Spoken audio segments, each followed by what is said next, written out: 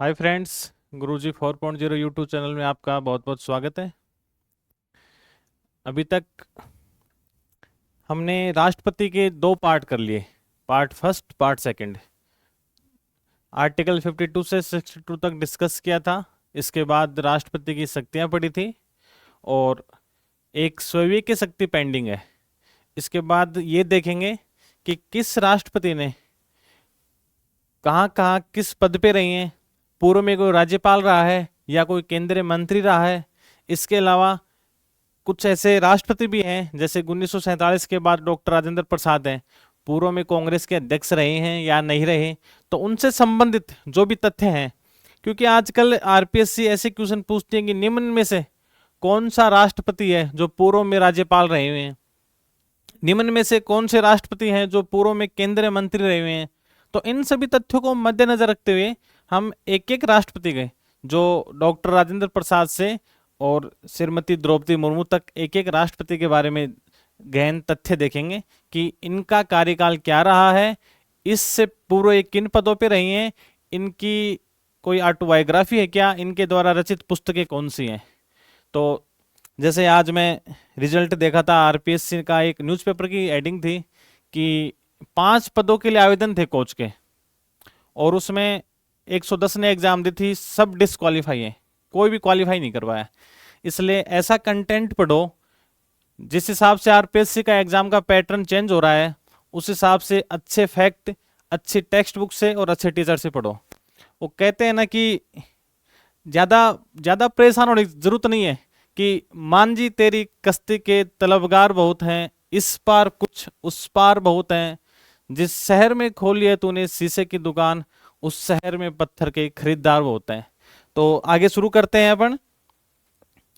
सबसे पहले यहां तक अब देख लिया था राष्ट्रपति की वित्तीय शक्ति। मैंने पहले बताया था कि एक तो धनविधेयक राष्ट्रपति की पूर्व अनुमति से संसद के अंदर रखा जाता है। प्रति 5 वर्ष बाद राष्ट्रपति वित्त आयोग का गठन करता है। अनुदान की मांग राष्ट्रपति की सहमति से होती है। विनियोग विधेयक है। इसके अलावा ये वित्त आयोग आ गया, यह विधेयक राष्ट्रपति की पूर्व अनुमति से लोकसभा में रखा जाता है। 1 मिनट में इसको कलर चेंज कर लेता हूं।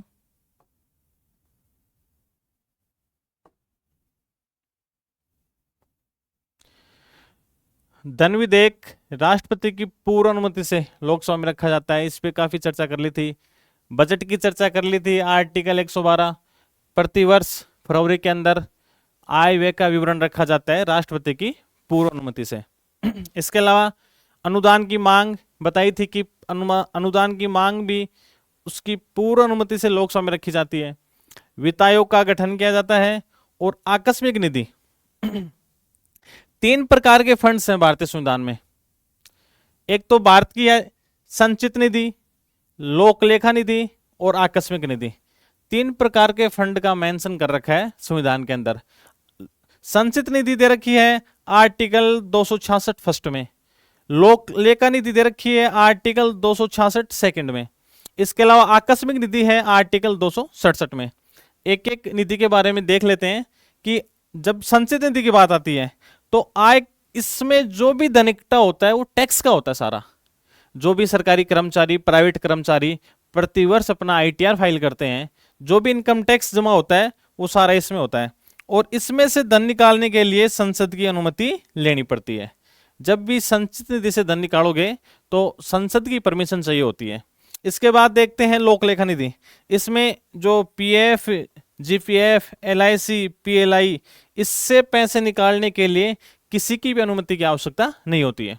आगे बात करते हैं आकस्मिक निधि 267 में। इसमें 500 करोड़ रुपए का फंड रहता है और इसमें पैसे संचित निधि से आते हैं और राष्ट्रपति की अनुमति की आवश्यकता होती है।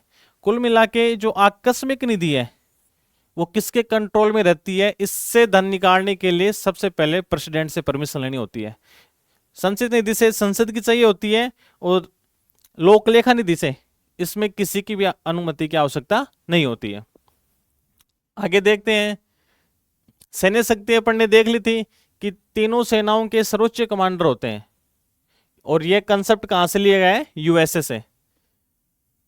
ये दे रखे हैं तीनों सेनाओं के प्रमुख। जो नौसेना होती है उसके प्रमुख होते हैं एडमिरल, एयरफोर्स के होते हैं एयर चीफ मार्शल, थल सेना के होते हैं जनरल। युद्ध की घोषणा, इससे पूर्व की क्लास में मैंने बताया था, इनकी रिसेंटली एग्जाम्पल भी दिया था कि भारत पाकिस्तान के बीच जो तनाव या द्वंद्व था, कि जैसे कुछ लोगों ने बोला था युद्ध कैसे हालात हो गए। हालांकि युद्ध की घोषणा केंद्रीय मंत्रिपरिषद की सलाह पर राष्ट्रपति द्वारा की जाती है, और युद्ध की समाप्ति की घोषणा भी राष्ट्रपति द्वारा की जाती है, स्वेच्छा से नहीं की जाती। केंद्र, क्योंकि राष्ट्रपति जो भी कार्य करता है वो केंद्रीय मंत्रिपरिषद की एडवाइस के आधार पर करता है, जिसके मुखिया प्रधानमंत्री होते हैं।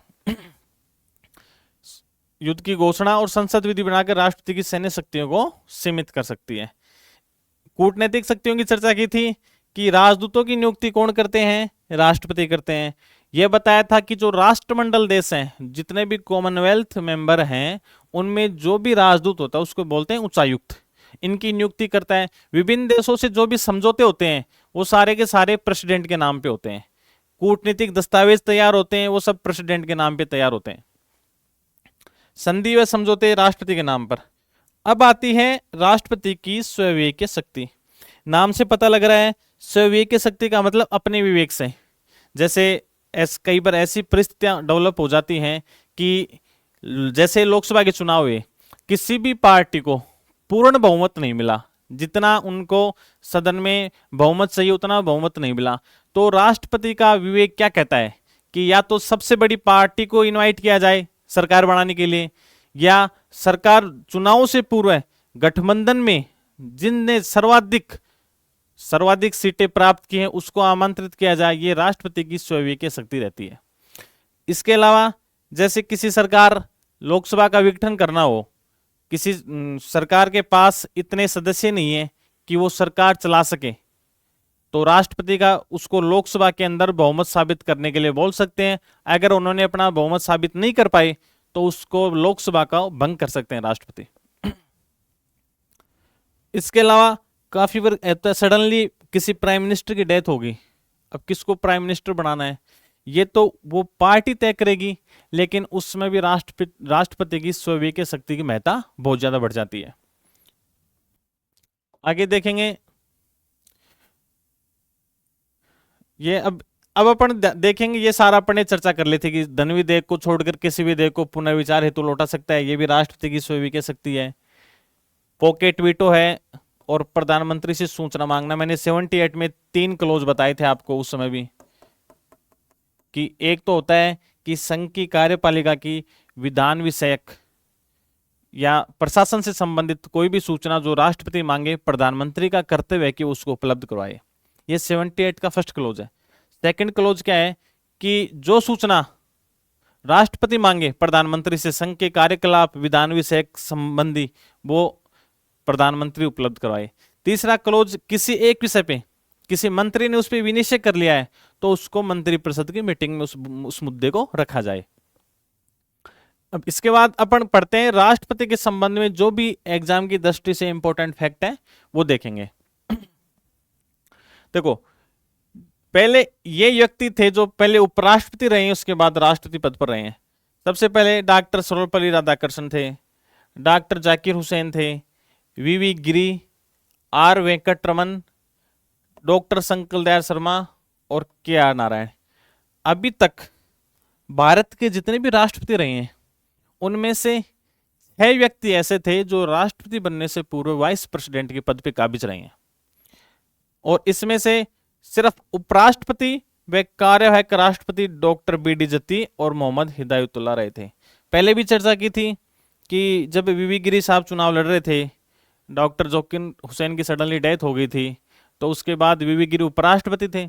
अब जब उपराष्ट्रपति थे तो उनको कार्यवाहक राष्ट्रपति बनाया गया, लेकिन जब चुनाव थे तो अगले चुनाव में राष्ट्रपति पद के वो प्रतिभागी थे, तो उन्होंने जब रिजाइन कर दिया तो न तो राष्ट्रपति का पद खाली था न उपराष्ट्रपति का खाली था। उसके बाद भारत के सीजीआई थे मोहम्मद हिदायतुल्लाह, तो उनको कार्यवाहक राष्ट्रपति बनाया गया था। ऐसी कंडीशन एक बार उत्पन्न हुई थी। फिर इसके अलावा ऐसे राष्ट्रपति हैं जिन्हें भारत रत्न पुरस्कार मिल चुका है। डॉक्टर राजेंद्र प्रसाद, डॉक्टर सर्वपल्ली राधाकृष्णन थे, डॉक्टर जाकिर हुसैन, वीवी गिरी, एपीजे अब्दुल कलाम और प्रणब मुखर्जी। अभी तक 6 ऐसे राष्ट्रपति रहे हैं जिन्हें भारत का भारत रत्न पुरस्कार मिल चुका है। ये फैक्ट इसलिए ज्यादा इंपॉर्टेंट है क्योंकि जैसे कोई क्वेश्चन आया, निम्न में से किस राष्ट्रपति को भारत रत्न पुरस्कार मिला। अब इतने याद रख नहीं पाते हैं कि कौन सा राष्ट्रपति था, कब मिला था, क्योंकि भारत रत्न पुरस्कार मरणोपरांत भी मिलता है। इसलिए फिर भी थोड़े थोड़े अगर एक दो पॉइंट ध्यान रहता है ना, तो एग्जाम में फिर वो माइंड क्लिक कर जाता है कि क्या करना है, कौन सा करना है। ऐसे राष्ट्रपति जो राज्यपाल भी रहे हैं, ये फैक्ट इंपॉर्टेंट है। डॉक्टर जाकिर हुसैन है जो राष्ट्रपति भी रहे हैं, बिहार के राज्यपाल भी रहे हैं। प्रतिभा पाटिल थी, प्रतिभा पाटिल तो अपने राजस्थान में राज्यपाल रही है, जब प्रतिभा पाटिल राजस्थान की राज्यपाल है। इसके अलावा प्रतिभा पाटिल का तो राजस्थान से बहुत गहरा रिश्ता है। हमारे सीकर के अंदर खाचरियावास गांव है जहां ये ब्याही गई थी प्रतिभा पाटिल। देवी सिंह इनका नाम भी आता है, प्रतिभा देवी सिंह पाटिल, और इन्होंने उस समय फाइटर जेट भी उड़ाया था, चर्चा में आए थे। इसके अलावा डॉक्टर रामनाथ कोविंद बिहार के राज्यपाल, पूर्व राष्ट्रपति द्रौपदी मुर्मू से पूर्व जो राष्ट्रपति थे श्री रामनाथ कोविंद, वो भी राज्यपाल थे। द्रौपदी मुर्मू झारखंड की राज्यपाल रही है और वीवी गिरी राष्ट्रपति रहे हैं, केरल के राज्यपाल रहे हैं। अब आगे और भी ये बहुत इंपॉर्टेंट फैक्ट है कि ऐसे राष्ट्रपति जो मुख्यमंत्री भी रहे हैं, नीलम संजीव रेड्डी आंध्र प्रदेश के मुख्यमंत्री रहे हैं, ज्ञानी जैल सिंह पंजाब के सीएम रहे हैं, और शंकर दयाल शर्मा एमपी के सीएम रहे हैं। वेरी वेरी इंपॉर्टेंट फैक्ट है कि ऐसे कौन से राष्ट्रपति थे जो पूर्व में सीएम रहे हैं। आंध्र प्रदेश के सीएम रहे नीलम संजीव रेड्डी, ज्ञानी जैल सिंह रहे पंजाब के, इसके अलावा डॉक्टर शंकर दयाल शर्मा रहे एमपी के सीएम। भारत में कार्यवाहक राष्ट्रपति कितनी बार बने, ये जब राष्ट्रपति पढ़ा रहे थे उस समय चर्चा की थी कि वीवी गिरी, इसके बाद मोहम्मद हिदायतुल्लाह और बीडी जत्ती। अभी तक 3 कार्यवाहक राष्ट्रपति भारत में रहे हैं। छोटे छोटे फैक्ट हैं, बार बार रिवीजन करोगे तो जब लगातार अभ्यास करोगे, और अभ्यास से सारा कार्य संभव है। प्रैक्टिस मेक्स मैन परफेक्ट, आपने कहावत सुनी होगी। तो बार बार जब आप रिपीट करोगे तो सारी चीजें हो जाएंगी। और सबसे बड़ी बात है कि जैसे जैसे पेपर आता है, अपन कंटेंट लेके बैठते हैं जब भी किसी के सामने पढ़ने के लिए, तो हौसला रखना चाहिए कि हाँ, मैं उस कंटेंट पे आपको बिलीव करना पड़ेगा कि इस कंटेंट को सर्वश्रेष्ठ टीचरों ने मिलकर बनाया है और इससे बाहर कुछ नहीं जाएगा। आप एक बार हम पे भरोसा करके देखिए, आपको अच्छा रिजल्ट मिलेगा, अच्छा आउटपुट मिलेगा। कार्यवाहक राष्ट्रपति रहे हैं वीवी गिरी, मोहम्मद हिदायतुल्लाह और बीडी जत्ती। भारत के निम्न मुस्लिम राष्ट्रपति रहे, ये कोई खास इंपॉर्टेंट नहीं है, वैसे देख लो बस, डॉक्टर जाकिर हुसैन, फखरुद्दीन अली और एपीजे अब्दुल कलाम। ये फैक्ट अच्छा है कि भारत के निम्न राष्ट्रपति जिनका पद पर रहते हुए निधन हुआ है, अभी तक 2 ही राष्ट्रपति थे, डॉक्टर जाकिर हुसैन और फखरुद्दीन अली अहमद, जिनका पद पर रहते हुए निधन हुआ था। सर्वाधिक कार्यकाल वाले अभी तक जितने भी राष्ट्रपति हुए हैं भारत में, सिर्फ भारत के प्रथम राष्ट्रपति डॉक्टर राजेंद्र प्रसाद 2 बार हुए हैं। इसके अलावा सभी राष्ट्रपतियों ने अपना एक कार्यकाल पूरा किया है, जबकि ये लगभग 12 साल रहे हैं राष्ट्रपति डॉक्टर राजेंद्र प्रसाद। और न्यूनतम कार्यकाल किनका रहा है, डॉक्टर जाकिर हुसैन का। सबसे कम आयु के डॉक्टर नीलम संजीव रेड्डी, जबकि सबसे अधिक आयु के KR नारायण। भारत के दलित राष्ट्रपति, ये भी इंपॉर्टेंट नहीं कोई खास, देख लो, KR नारायण, रामनाथ कोविंद, और अभी तक भारत की 2 महिला राष्ट्रपति रही हैं, प्रतिभा पाटिल और वर्तमान में है श्रीमती द्रौपदी मुर्मू। 2 ही महिलाएं राष्ट्रपति हुई। राष्ट्रपति पद की उम्मीदवार काफी रह चुकी हैं, लेकिन राष्ट्रपति अभी तक 2 ही निर्वाचित हुई हैं। ये प्रतिभा पाटिल महाराष्ट्र में जन्म, ससुराल राजस्थान में भी चर्चा की थी, राजस्थान में भी सीकर डिस्ट्रिक्ट के अंदर है। भारत की प्रथम महिला राष्ट्रपति और राजस्थान की प्रथम महिला राज्यपाल। द्रौपदी मुर्मू इससे पूर्व राज्यपाल थी, ओडिशा सरकार में 2 बार MLA रही हैं, और आदिवासी महिला, संथाल जाति होती है आदिवासियों में, उनसे संबंधित हैं। ऐसे राष्ट्रपति जो लोकसभा अध्यक्ष रहे हैं, नीलम संजीव रेड्डी। इंपॉर्टेंट है कि ऐसे कौन से राष्ट्रपति थे जो पूर्व में लोकसभा अध्यक्ष रहे हैं, नीलम संजीव रेड्डी। वैज्ञानिक रहे हैं, अपने मिसाइल मैन के नाम से प्रसिद्ध रहे हैं, डॉक्टर APJ अब्दुल कलाम। परमाणु परीक्षण किया था तब उस समय। इसके अलावा जो मिसाइल कार्यक्रम थे, जो पटना मिसाइल बोलते हैं, जिसे अपन पृथ्वी, अग्नि, त्रिशूल, नाग और आकाश, इन सब के जनक कौन थे? Doctor APJ Abdul Kalam. भारत के एकमात्र राष्ट्रपति जो द्वितीय चक्कर की मतगणना में विजयी हुए थे, वीवी गिरी। और जब इनका जो चुनाव था उस पर एक विवाद चला था, तो इनको सुप्रीम कोर्ट में पेश होना पड़ा था। चुनाव पर विवाद हुआ था वीवी गिरी के चुनाव पे। हाँ, अभी तक बात कर रहे थे कि अभी तक 2 महिलाएं राष्ट्रपति बनी हैं, श्रीमती प्रतिभा पाटिल और श्रीमती द्रौपदी मुर्मू। लेकिन कैंडिडेट अभी तक चुनाव में कितनी रह चुकी हैं? 6 महिला। सबसे पहले मनोहर होलकर 1967 में, फिर श्रीमती फूलचरण कौर 1969 में। क्योंकि एक क्वेश्चन बन सकता है, निम्न में से कौन सी महिला भारत के राष्ट्रपति की संभावित उम्मीदवार रही है? डॉक्टर लक्ष्मी सहगल 2002 में, प्रतिभा पाटिल 2007 में, श्रीमती मीरा कुमार 2017 में, और द्रौपदी मुर्मू यशवंत सिन्हा के विरुद्ध चुनाव लड़ा था। अब कौन से केंद्रीय मंत्री रही हैं जो भारत के राष्ट्रपति रही हैं? फकरुद्दीन अली अहमद इमरजेंसी के टाइम पे थे, पद पे रहते हुए इनका भी निधन हुआ था। ज्ञानी जैल सिंह और प्रणब मुखर्जी अपने वित्त मंत्री रही हैं, भारत के वित्त मंत्री रहे हैं प्रणब मुखर्जी। काफी लंबा समय इन्होंने केंद्रीय मंत्री के रूप में गुजारा है। के आर नारायण सर्वाधिक वोटों के अंतर से जीते हैं, जबकि वीवी गिरी सबसे कम वोटों के अंतर से जीते हैं।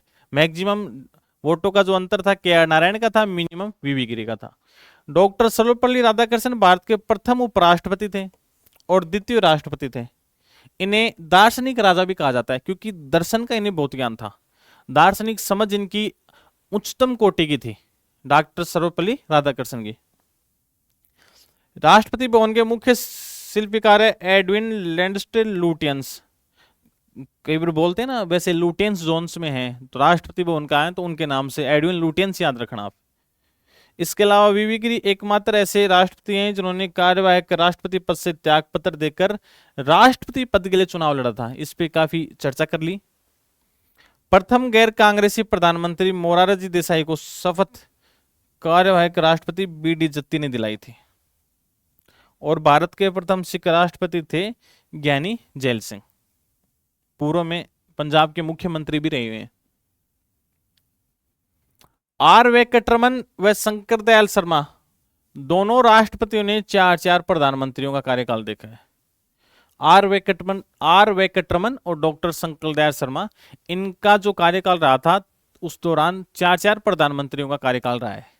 तो ध्यान रखना है कि एक तो थे आर वेंकटरमन और एक शंकर दयाल शर्मा। के आर नारायण IFS अधिकारी रहे हैं, इंडियन फॉरेन सर्विस के। वीवी गिरी ने उपराष्ट्रपति पद से त्याग पत्र देकर चुनाव लड़ा और निर्दलीय प्रत्याशी के रूप में यह चुनाव जीतने वाले प्रथम गैर कांग्रेसी राष्ट्रपति थे। नीलम संजीव रेड्डी को इन्होंने चुनाव हराया था। यह फैक्ट है, बार बार पढ़ोगे तो याद हो जाएंगे। आर्टिकल 160 कहता है कि कुछ ऐसी आकस्मिकताओं में राष्ट्रपति को राज्यपाल के कर्तव्यों के लिए उपबंध करने का अधिकार प्रदान किया गया है। और डॉक्टर राजेंद्र प्रसाद का एक कथन है कि संविधान में ऐसा कोई प्रावधान नहीं है जो इतने शब्दों में यह निर्धारित करता है कि राष्ट्रपति अपने मंत्रिपरिषद की सलाह के अनुसार कार्य करने के लिए बाध्य होगा। ये फैक्ट पढ़े हैं कि कौन सा कब CM रहा है, कौन किसी राज्य का राज्यपाल रहा है, कौन केंद्रीय मंत्री रहा है। अब एक एक राष्ट्रपति के बारे में देखेंगे कि वो पहले किस पद पे थे, कौन सी उन्होंने ऐसी बुक्स लिखी हैं, उनके कार्यकाल में कोई ऐसा विशेष कार्य हुआ है जिसकी वजह से आज पूरा देश उन्हें याद करता है। तो सबसे पहले भारत के राष्ट्रपति थे डॉक्टर राजेंद्र प्रसाद, जिनका 2 कार्यकाल रहा है। तो उनके बारे में एक एक फैक्ट देखेंगे। इनका कार्यकाल रहा है 26 जनवरी 1950 से 12 मई 1957 और अगला कार्यकाल रहा है 13 मई 1957 से 13 मई 1962। भारत के प्रथम राष्ट्रपति थे। जन्म हुआ इनका बिहार में। ये याद नहीं रखना भाई किस डिस्ट्रिक्ट में हुआ है। इसके अलावा भारतीय स्वाधीनता आंदोलन के प्रमुख नेताओं में शामिल थे। स्वाभाविक है, जब देश 1947 में आजाद हुआ तो इससे पहले भारतीय स्वतंत्रता आंदोलन के अंदर इन्होंने महत्वपूर्ण भूमिका निभाई थी देश को आजाद कराने में। तो जब संविधान सभा थी तो संविधान सभा को ही इन्होंने सदन बना दिया था। तो इसके अलावा इन्होंने भारतीय राष्ट्रीय कांग्रेस अधिवेशन की 2 बार अध्यक्षता भी की है। अब ये अच्छा फैक्ट है कि ऐसे कौन से राष्ट्रपति रहे हैं जिन्होंने भारतीय राष्ट्रीय कांग्रेस की अध्यक्षता की है, तो डॉक्टर राजेंद्र प्रसाद 2 बार की है वो भी। इन्हें राजेंद्र बाबू भी कहा जाता है।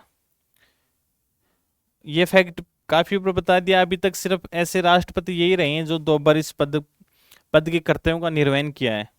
और 1946 में संविधान सभा के अध्यक्ष थे और जवाहरलाल नेहरू के नेतृत्व में अंतरिम सरकार में कृषि व खाद्य मंत्री पद पर भी नियुक्त हुए। पहले बनी थी अंतरिम सरकार, जो संविधान सभा के बाद जब देश आजाद हुआ उसके बाद प्रथम मंत्रिमंडल बना था। तो ये अंतरिम सरकार में खाद्य और कृषि मंत्री रहे हैं।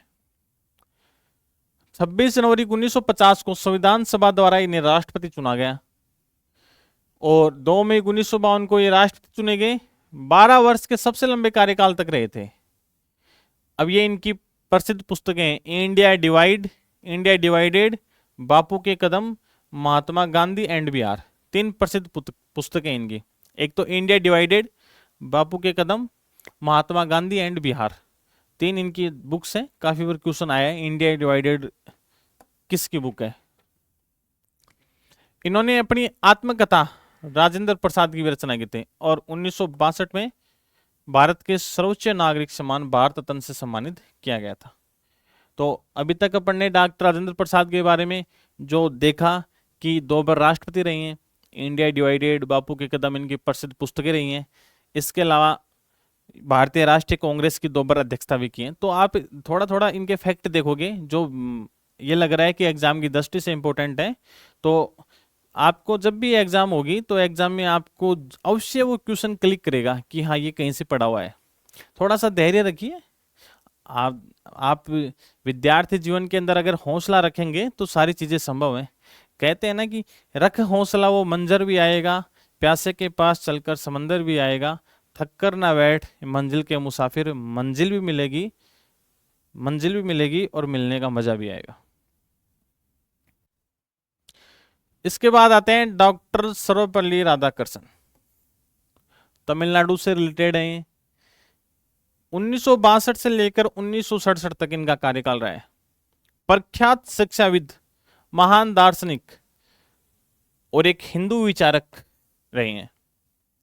भारत के दूसरे राष्ट्रपति और पहले उपराष्ट्रपति होने का शिक्षक के रूप में डॉक्टर राधाकृष्णन ने काफी योगदान दिया है। तो 5 सितंबर इनकी याद के अंदर ही पूरे देश में शिक्षक दिवस मनाया जाता है।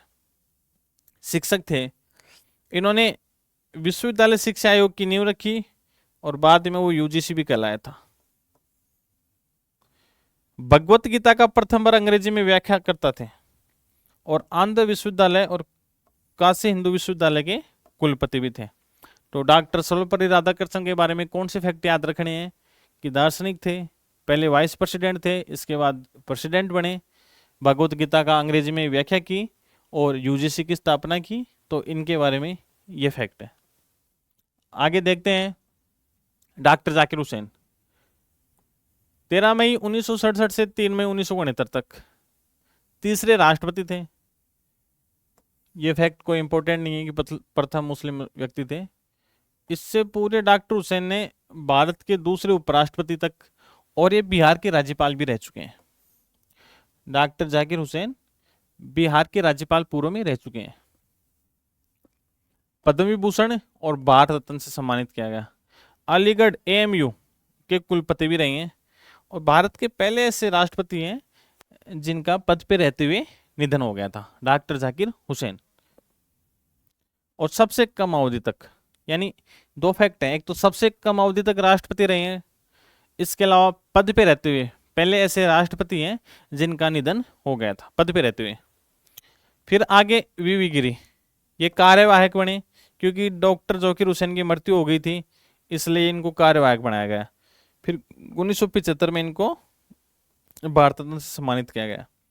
मोहम्मद हिदायतुल्लाह, जब वीवी गिरी ने राष्ट्रपति पद के लिए चुनाव लड़ा तो उस समय दोनों पद खाली थे, इसलिए इनको कार्यवाहक राष्ट्रपति बनाया गया। वीवी गिरी जब चुनाव लड़ा राष्ट्रपति का तो ये 69 से 74 तक राष्ट्रपति रहे। चौथे राष्ट्रपति थे और पहले कार्यवाहक राष्ट्रपति थे। ये उत्तर प्रदेश, केरल और मैसूर के राज्यपाल रहे हैं। ये 1967 से 1969 तक भारत के उपराष्ट्रपति भी रहे हैं। 75 में इन्हें भारत रत्न से सम्मानित किया गया।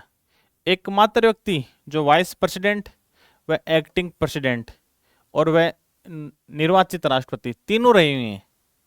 वाइस प्रेसिडेंट भी थे, कार्यवाहक राष्ट्रपति भी थे और निर्वाचित राष्ट्रपति भी रहे हैं, वीवी गिरी।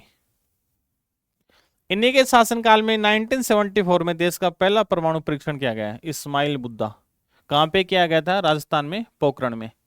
जब पता लगा पूरे विश्व को कि भारत भी एक परमाणु शक्ति संपन्न देश है, वो परमाणु मूवी भी आई थी, उस पर यूएसए के सैटेलाइट वगैरह सब धरे के धरे रह गए, उनको भनक तक नहीं लगी कि भारत ने कब परमाणु परीक्षण कर लिया। इसके बाद काफी प्रतिबंध भी लगाए गए थे, लेकिन भारत ने उनका दृढ़ता से मुकाबला किया और आज आप देख रहे हो किस स्थिति में। इसके बाद फखरुद्दीन अली अहमद 5वें राष्ट्रपति थे। 24 अगस्त 74 से 77 तक रहे हैं। 5वें राष्ट्रपति रहे हैं फखरुद्दीन अली अहमद। इनका भी कार्यकाल के दौरान निधन हुआ था। इससे पहले जाकिर हुसैन थे और उसके बाद है फखरुद्दीन अली अहमद। दूसरे मुस्लिम राष्ट्रपति थे। इनके कार्यकाल के दौरान ही इमरजेंसी लगी थी और सर्वाधिक बार राष्ट्रपति शासन, क्योंकि जब पूरे देश में इमरजेंसी लगी हुई थी तो तात्कालिक सरकार ने लोकतंत्र, वैसे मानते हैं कि आपातकाल भारत के लोकतंत्र पर एक काला अध्याय है, कालिक है, क्योंकि जनता के अधिकारों को छीन लिया गया था, प्रेस के जो राइट्स थे वो छीन लिए गए थे, सब सरकार की नज़र में थे सारे काम। उसी समय जबरदस्ती नसबंदी चलाई गई थी, तो बहुत सारे ऐसे कार्य किए गए थे, जनता पर थोपे गए थे, लोगों को जबरदस्ती जेल के अंदर डाल दिया गया था, भूमिगत हो गए थे। उस समय कोई नेता ही नहीं बचा था, सबको जेल के अंदर डाल दिया गया था। केंद्रीय मंत्री भी रहे हुए हैं, खाद्य व कृषि, सहकारिता, शिक्षा, औद्योगिक विकास। और 42वां संविधान संशोधन इन्हीं के समय में हुआ था, जिसे हम मिनी कॉन्स्टिट्यूशन भी कहते हैं। जितने ज्यादा अमेंडमेंट हुए थे सबसे ज्यादा वो 42वें में हुए थे, जो उस समय किए गए थे इंदिरा गांधी सरकार द्वारा। फिर उन्हीं में से कुछ को निरस्त करने के लिए 44वां संविधान संशोधन किया गया था, तो उसको मिनी कॉन्स्टिट्यूशन ऑफ इंडिया भी कहते हैं। फिर बीडी जत्ती साहब बने कार्यवाहक, क्योंकि फखरुद्दीन अली अहमद का निधन हो गया था पद पे रहते हुए, तो ये कार्यवाहक राष्ट्रपति बने। सबसे लंबा कार्यकाल रहा है एक्टिंग प्रेसिडेंट। अगर सबसे लंबा कार्यकाल किसी एक्टिंग प्रेसिडेंट का रहा है तो इनका रहा हुआ है, बीडी जत्ती का। और ये मैसूर राज्य के मुख्यमंत्री भी रहे। उस समय मैसूर राज्य था, उसके बाद अलग अलग बन गए थे, भाषाई आधार पर राज्य हो गए थे। नीलम संजीव रेड्डी 1977 से 82 तक भारत के 6वें राष्ट्रपति थे और ये भारतीय संविधान सभा के सदस्य भी थे। 1956 से 62 से 64 तक ये आंध्र प्रदेश के प्रथम मुख्यमंत्री रहे हैं और केंद्रीय मंत्री भी रहे हैं। आंध्र प्रदेश के सीएम रहे हैं, केंद्रीय मंत्री रहे हैं। इन्होंने 2 बार लोकसभा स्पीकर भी रहे हुए हैं। ये इनके बारे में अच्छा फैक्ट है कि ऐसे कौन से राष्ट्रपति थे जो पूर्व में लोकसभा अध्यक्ष रहे हुए हैं, तो नीलम संजीव रेड्डी। ऐसे राष्ट्रपति भी हैं जो निर्विरोध रूप से चुने गए हैं और अब तक के सबसे युवा राष्ट्रपति भी रहे हैं, 64 वर्ष। उस भाई जितने भी राष्ट्रपति बने हैं वो सब 70 के बाद बने हैं, तो उस हिसाब से देखा जाए तो 64 वर्ष के भी युवा ही थे। नहीं, युवा की परिभाषा क्या है भाई? 64 साल थोड़ी युवा की परिभाषा है। युवा की परिभाषा 64 साल का तो वर्ध श्रेणी में आ जाता है, लेकिन जितने भी राष्ट्रपति बने हैं उनमें सबसे कम एज के थे, तो उस हिसाब से युवा राष्ट्रपति हुए। अपने तो युवा 20-21 साल, 25 साल, 35 साल तक का हो सकता है, लेकिन राजनीति के अंदर युवा कब होता है? 60 साल बाद राजनीति के अंदर युवा होने लगता है। इससे पहले तो राजनीति में नौसिखिया रहता है। ज्ञानी जैल सिंह पंजाब से थे, भारत के 7वें राष्ट्रपति रहे हैं और इंदिरा गांधी और राजीव गांधी के 2 प्रधानमंत्रियों के कार्यकाल में इन्होंने राष्ट्रपति की भूमिका का निर्वहन किया है। इससे पहले ये पंजाब के सीएम भी रह चुके हैं, ज्ञानी जैल सिंह। लोकसभा में केंद्रीय गृह मंत्री के पद पर आसीन हुए और राष्ट्रपति के कार्यकाल के दौरान भारतीय पोस्ट ऑफिस बिल 1986 को लेकर पॉकेट वीटो का प्रयोग किया था। तो पॉकेट वीटो का सबसे पहले यूज किसने किया था?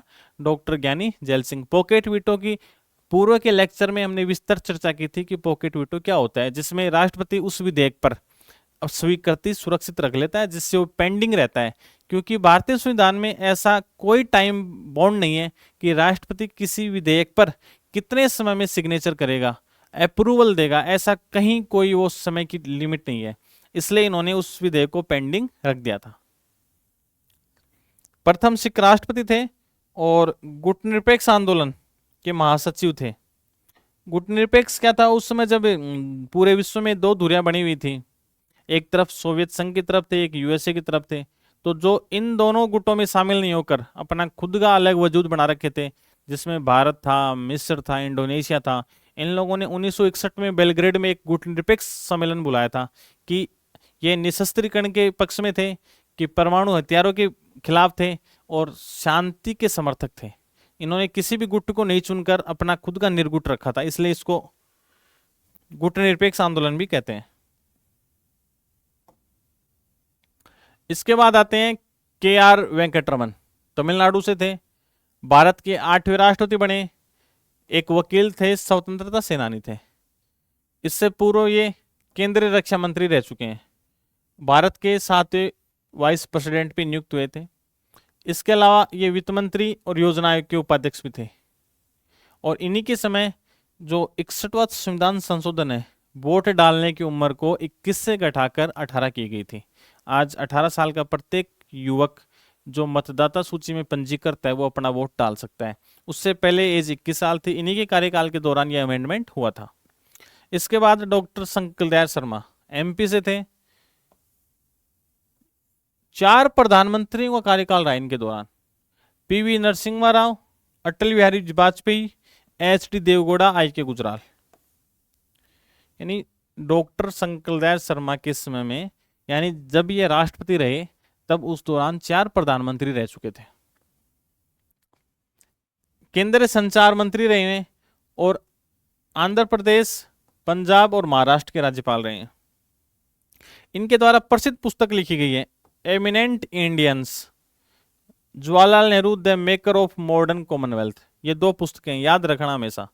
एक तो एमिनेंट इंडियंस, इससे पहले डॉक्टर राजेंद्र प्रसाद की बुक्स आई थी और उसके बाद डॉक्टर शंकरदयाल शर्मा की हैं। Eminent Indians, Jawaharlal Nehru the maker of modern Commonwealth.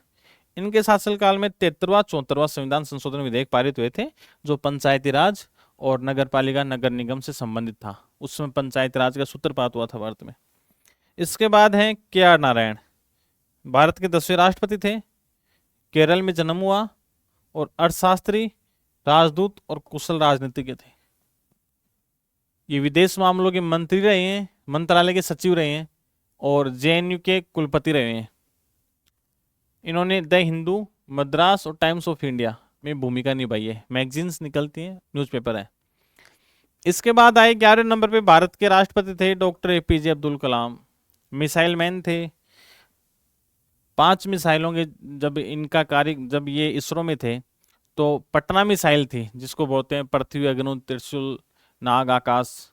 In missile, Bharat को मिसाइल के क्षेत्र में क्रांति इन्हीं के माध्यम से, इनके नेतृत्व में दी गई थी। उसमें एक गाइडेंस मिसाइलों का प्रोग्राम चला था और परमाणु परीक्षण भी किया गया था। 11वें राष्ट्रपति प्रथम वैज्ञानिक थे। MIT से इन्होंने अंतरिक्ष विज्ञान में स्नातक किया। वर्कक्राफ्ट परियोजना हेतु इन्होंने DRDO में प्रवेश किया। 1963 में इसरो में आए थे। अग्नि व पृथ्वी जैसे प्रेक्षण पात्रों को स्वदेशी तकनीकी से बनाने में उनकी भूमिका थी। ये भारतीय रक्षा मंत्रालय के वैज्ञानिक सलाहकार भी नियुक्त हुए थे और DRDO के सचिव नियुक्त हुए थे। 1998 में इन्होंने पोखरण में दूसरा सफल परमाणु परीक्षण किया था। उस समय भारत के प्राइम मिनिस्टर थे अटल बिहारी वाजपेयी। परमाणु परीक्षण किया था। इसके अलावा विज्ञान के क्षेत्र में इन्होंने, इनके कार्य को देखते हुए भारत रत्न से सम्मानित किया गया था। इनकी प्रसिद्ध पुस्तकें थी ignited minds, wings of fire, an autobiography of APJ कलाम और साइंटिस्ट टू प्रेसिडेंट। फिर ये शायद आईआईएम मेघालय में थे या गुवाहाटी में थे, एक स्पीच दे रहे थे, उस दौरान हार्ट अटैक आया था, इनकी डेथ हो गई थी। भारत के बहुत ही एक, इन्होंने राष्ट्रपति भवन को आम आदमी के लिए खोला था।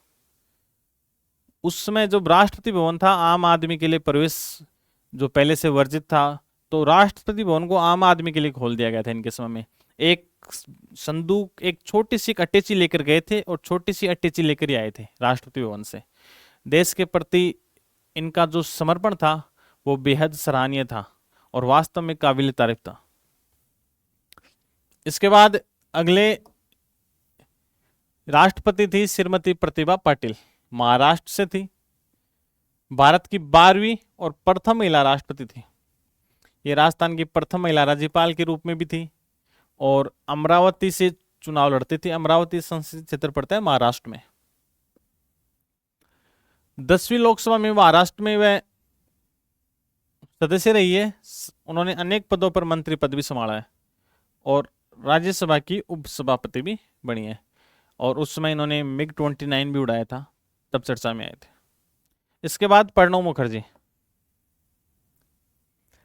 13वें राष्ट्रपति रही हैं, मंत्रिमंडल में रही हैं। अभी बताया था भारत के वित्त मंत्री भी रही हुई हैं।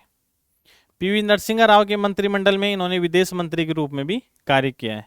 उत्कृष्ट सांसद का रूप में इन्हें अवार्ड भी मिला है।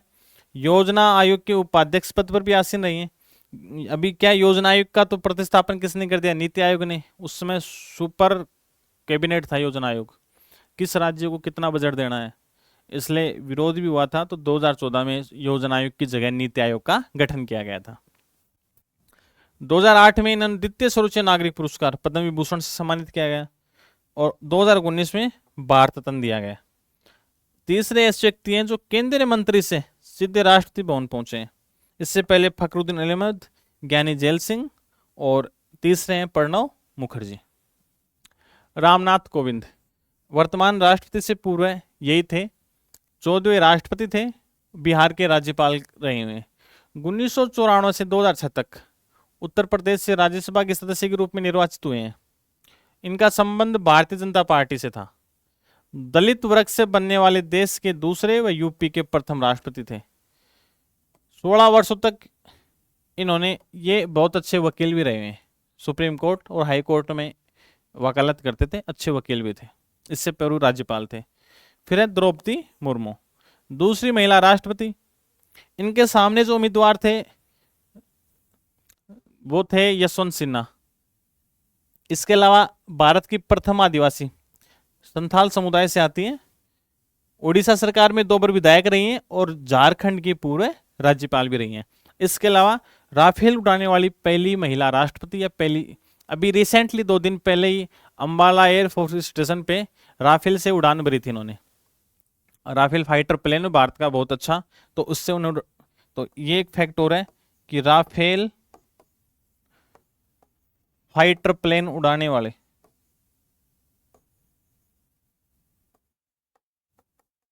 भारत की पहली,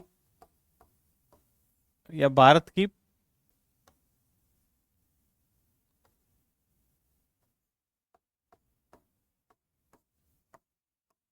पहली महिला राष्ट्रपति या राष्ट्रपति। अभी रिसेंटली 3 दिन पहले इन्होंने राफेल से उड़ान भरी थी। तो ये अभी तक हमने देखा कि डॉक्टर राजेंद्र प्रसाद से लेकर श्रीमती द्रौपदी मुर्मू तक कौन से राष्ट्रपति, कौन सा कार्यकाल था, उस दौरान किन किन पदों पे आसीन रही हैं और क्या इन्होंने स्पेशल किया है, इनके द्वारा कौन कौन सी बुक्स लिखी गई है, ये बेसिक नॉलेज था। तो राष्ट्रपति का जो भी टॉपिक था बहुत थोड़ा लंबा टॉपिक है, इस पे विस्तृत चर्चा की थी अपन ने पूर्व के 2 लेक्चर्स में, और तीसरे के अंदर बाकी इनका कार्यकाल देख लिया। तो मेरे हिसाब से कोई भी से आरएस हो, पीएसआई हो, ग्राम सेवक हो, पटवार हो, वीडियो 4th ग्रेड, या केंद्र सरकार की चाहिए रेलवे की एग्जाम हो, एसएससी सीपीओ हो, एसएससी 10+2 हो, किसी भी एग्जाम में इनसे बाहर क्वेश्चन नहीं जाएगा। हमारा प्रयास ये रहेगा कि आपको अच्छा कंटेंट उपलब्ध करवाया जाए। तो आप इन तीनों लेक्चर्स को बहुत अच्छे से देखना। अभी तक जो टॉपिक पढ़ा है इसके पीवाईक्यू देखेंगे कि प्रीवियस ईयर में कौन कौन से एग्जाम में क्या क्या क्वेश्चन आए थे और उसके बारे में चर्चा करेंगे। और इम्पोर्टेंट क्वेश्चन है, चाहे वो किसी भी स्टेट की पीसीएस हो उनमें आए हुए हैं तो हम चर्चा करेंगे। ये क्वेश्चन है, निम्नलिखित में से किसने भारत के राष्ट्रपति का पद ग्रहण करने से पूर्व उपराष्ट्रपति के पद पर कार्य नहीं किया। अभी थोड़ी देर पहले देखा था कि डॉक्टर आर वेंकटरमन, नीलम संजीव रेड्डी, डॉक्टर शंकर दयाल शर्मा और डॉक्टर जाकिर हुसैन। पूर्व में अभी ये पढ़ने काफी देखा था कि कौन कौन सा किस दौरान किस पद पे कार्य किया है। तो आप इसमें से बताओगे कौन सा उत्तर था। आर वेंकटरमन भारत के राष्ट्रपति रहे हैं क्या? Vice president doctor Shankar Dayal Sharma रहे हैं, नीलम संजीव रेड्डी रहे हैं, डॉक्टर जाकिर हुसैन भारत के पहले उपराष्ट्रपति भी रहे हुए हैं, आर वेंकटरमन। तो इसमें से कौन सा ऑप्शन आएगा? नीलम संजीव रेड्डी। भारत के राष्ट्रपति के विशेष अभिभाषण के संदर्भ में निम्नलिखित में से कौन से कथन सही है? राष्ट्रपति लोकसभा के साधारण निर्वाचन के पश्चात प्रथम सत्र और प्रत्येक वर्ष के प्रथम सत्र के आरंभ में संसद के दोनों सदनों की संयुक्त बैठक को संबोधित करता है। सही बात है। राष्ट्रपति अपने अभिभाषण में संसद को उसके आह्वान के कारणों के विषय में सूचित करता है। कौन सा कथन सही है? 1 और 2 दोनों कथन सही है। आगे चलो। भारत के 16वें राष्ट्रपति चुनाव के लिए संयुक्त यूपीए के उम्मीदवार कौन थे? तो ये अभी अपन ने चर्चा की थी, यशवंत सिन्हा थे। भारत का राष्ट्रपति कितनी बार पुनः चुनाव के लिए पात्र होता है? अभी पहले बताया था कि भारत में संविधान में ऐसी कोई बाध्यता नहीं है, एक व्यक्ति कितनी बार भी राष्ट्रपति बन सकता है। भारत के राष्ट्रपति के चुनाव मंडल में कौन कौन सम्मिलित होते हैं? देखो, राज्यसभा के सभी निर्वाचित सदस्य होते हैं, लोकसभा के सभी निर्वाचित सदस्य होते हैं, संसद के दोनों सदनों के सभी निर्वाचित सदस्य, राज्य विधानसभाओं के सभी निर्वाचित सदस्य। सही बात है। उपयुक्त में से कोई नहीं, उपयुक्त में से एक से अधिक। तो ये तो सारे कथन लगभग सही आ रहे हैं। तो उपयुक्त में से एक से अधिक। भारत के संविधान के अनुसार केंद्र की कार्यपालिका शक्ति किसमें निहित होती है? राष्ट्रपति में निहित होती है। जब शुरुआत के 3 लेक्चर देखे हैं अपन ने, तो उनमें सारी चीजें बताई गई हैं आपको। हो सकता है कि कोई क्वेश्चन नहीं आए, लेकिन इसके जैसे पीडीएफ डालेंगे तो उसमें उसके आंसर भी डाल देंगे कि कौन सा क्या रहा है। यदि किसी समय राष्ट्रपति उपराष्ट्रपति दोनों का पद रिक्त हो जाए तो राष्ट्रपति का कार्य कौन करेगा? तो भारत के ऐसी परिस्थिति हुई भी थी जब मोहम्मद हिदायतुल्लाह भारत के क्या बने थे उस समय, जब न तो प्रेसिडेंट था और न वाइस प्रेसिडेंट था। तो मोहम्मद हिदायतुल्लाह भारत के उस समय जो सीजीआई थे वो राष्ट्रपति बने। संसद के दोनों सदनों की संयुक्त बैठक बुलाने के लिए भारत के संविधान के अनुच्छेद 108 के तहत किसकी आवश्यकता है? तो राष्ट्रपति के आशय की आवश्यकता है। अगर आर्टिकल 108 क्या कहता है? राष्ट्रपति का आशय है कि संयुक्त बैठक बुलानी है तो वो बैठक बुला सकता है, और उसकी अध्यक्षता कौन करेगा? लोकसभा का अध्यक्ष करेगा, और लोकसभा के नियमों से संचालित होगी वो। भारत के राष्ट्रपति के निर्वाचन के संदर्भ में निम्नलिखित पर विचार कीजिए। प्रत्येक एमएलए के वोट का मूल्य अलग अलग राज्य में अलग अलग होता है। सही बात है। लोकसभा के सदस्यों के वोट का मूल्य राज्यसभा के सदस्यों के वोट के मूल्य से अधिक होता है। तो इसमें कथन आएगा, विचार कीजिए, केवल एक लोकसभा के सदस्यों के वोट का मूल्य राज्यसभा के सदस्यों के वोट के मूल्य से अधिक होता है। 1 और 2। भारत के प्रथम राष्ट्रपति राजेंद्र प्रसाद किस राज्य से थे? अभी इनके बारे में पढ़ रहे थे, बिहार से थे। संसद के दोनों सदनों के बीच गतिरोध के मामले में राष्ट्रपति को दोनों सदनों के बीच गतिरोध समाधान के लिए उठाने का कदम है। बाध्यकारी, आज्ञापरक? तो आज्ञाकारी भी नहीं है, बाध्यकारी भी नहीं है, सलाहकारी नहीं है, क्या है? समर्थकारी है। संविधान के अनुसार राष्ट्रपति द्वारा दिए गए त्याग पत्र की सूचना उपराष्ट्रपति द्वारा तुरंत दी जाती है। अपन ने इसके बारे में जब पढ़ा था कि जब भी वाइस प्रेसिडेंट को अपना रिजाइन देगा तो वाइस प्रेसिडेंट तुरंत प्रभाव से लोकसभा अध्यक्ष को सूचित करेगा। तो इसमें आ जाएगा लोकसभा स्पीकर। राष्ट्रपति के चुनाव से संबंधित समस्त प्रकार के विवादों का निर्णय सुप्रीम कोर्ट करेगा। जितने भी विवाद होंगे उन सभी विवादों के बारे में जो भी डिस्कस होगा वो कहां पे होगा? सुप्रीम कोर्ट में। राष्ट्रपति से संबंधित विवाद। ये भी है कि राष्ट्रपति ने अपने कार्यकाल के दौरान जो भी कार्य कर दिए और अब जब सुप्रीम कोर्ट में डिसीजन हुआ कि इनका ये निर्वाचन गलत तरीके से हुआ है, लेकिन उस दौरान किए गए उनके कार्य अवैध घोषित नहीं होंगे। आगे देखो क्वेश्चन, कौन से राष्ट्रपति के लिए शर्त है? देखो आर्टिकल 59 में शर्त है कि ये भारत का नागरिक 35 वर्ष की आयु, तो उसमें क्या आती है उसकी क्वालिफिकेशन, चर्चा की थी आर्टिकल 58-59 की। कोई लाभ का पद धारण नहीं करेगा, बिना किराए अपने शासक के निवासों के उपयोग का हकदार होगा। तो आप इसमें देख लो 3 और 4। पहले बताई थी आपको कि क्वालिफिकेशन ये होती हैं और शर्तें ये होती हैं, तो इसमें मैंने ये भी बताया था कि कंफ्यूज रहता है आर्टिकल 58-59 में। अगला देखो, यदि उपराष्ट्रपति का पद रिक्त है और भारत के राष्ट्रपति किसको संबोधित करेंगे, इसके बारे में बताया था कि जब भी एग्जाम्पल दिया था कि मान लो किसी स्कूल के अंदर प्रिंसिपल नहीं है और कोई एक्टिंग प्रिंसिपल है, तो एप्लीकेशन क्या लिखेंगे? वही लिखेंगे, सेवा में श्रीमान प्रधानाचार्य महोदय। ये थोड़ा लिखेंगे सेवा में श्रीमान कार्यवाहक प्रधानाचार्य महोदय, क्योंकि वो उस सीट पे बैठे हैं, तो एप्लीकेशन वैसे लिखेंगे। तो जैसे भाई जब प्रेसिडेंट होता है तो वाइस प्रेसिडेंट को संबोधित करके देगा, वाइस प्रेसिडेंट नहीं है तो भी संबोधित तो उन्हीं को करेगा, हाँ हालांकि देगा सीजीआई को। नेक्स्ट क्वेश्चन, सूची फर्स्ट व सेकंड के साथ सुमेलित कीजिए। देखो, डॉक्टर शंकर दयाल शर्मा कब रहे हैं? वैकेंट रमन, प्रतिभा पाटिल, प्रणब मुखर्जी। अब कई बार क्या होता है कि सभी का एग्जैक्ट याद नहीं रह पाता कि कौन कब बना था, तो आप थोड़ा आइडिया लगा सकते हैं ऐसे। कैसे? जैसे देखो कि प्रणब मुखर्जी कब रहे थे? 2012 से 2017 तक प्रणब मुखर्जी रहे थे। प्रतिभा पाटिल इनसे पहले थी, तो इनसे पहले थी तो 7 से 12 तक थी।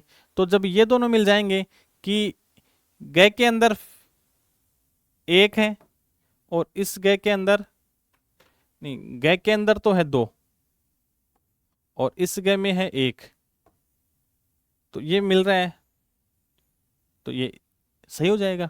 तो थोड़ा थोड़ा, जरूरी नहीं कि हर राष्ट्रपति का कार्यकाल आपको याद हो, लेकिन आप अगर किसी एक का मैच कर गया तो आप 1 या 2 का मैच कर गया तो आप उसको इजीली कर सकते हो।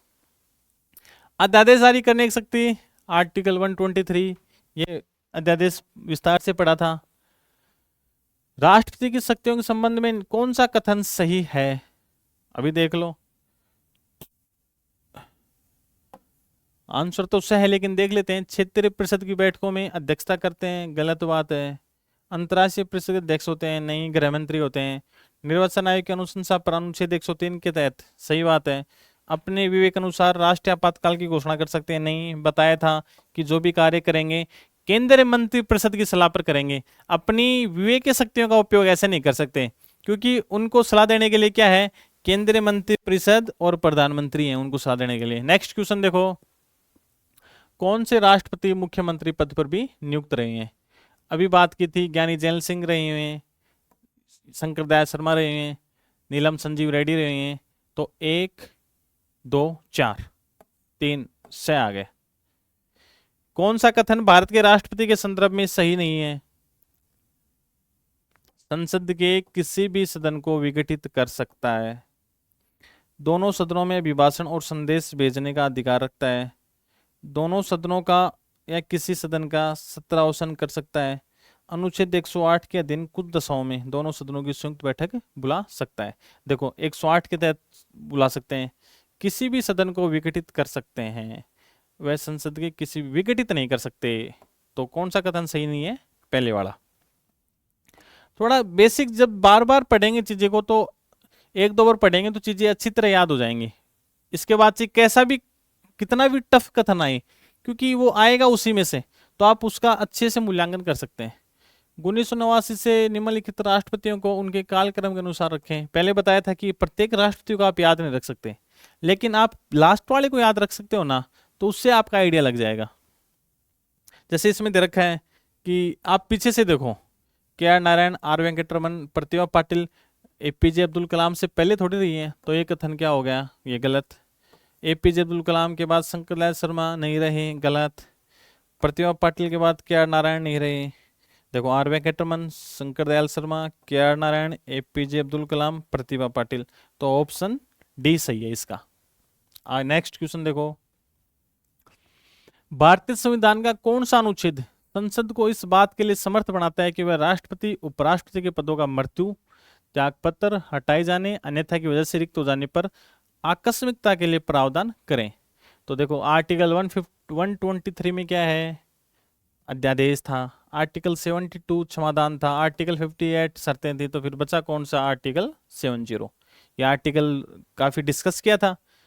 भारतीय संविधान के अनुच्छेद 87 के अंतर्गत भारत का राष्ट्रपति अभिभाषण देता है संसद के दोनों सदनों की संयुक्त बैठक में, संसद के दोनों सदनों के संयुक्त अधिवेशन में, संसद के दोनों सदनों के संयुक्त सत्र में, और इसका ऑप्शन आएगा डी, एक साथ समवेत संसद के दोनों सदनों में। यह RS प्री का क्वेश्चन है। RS प्री 2013 में आया था, 15 में आया हुआ ये क्वेश्चन है।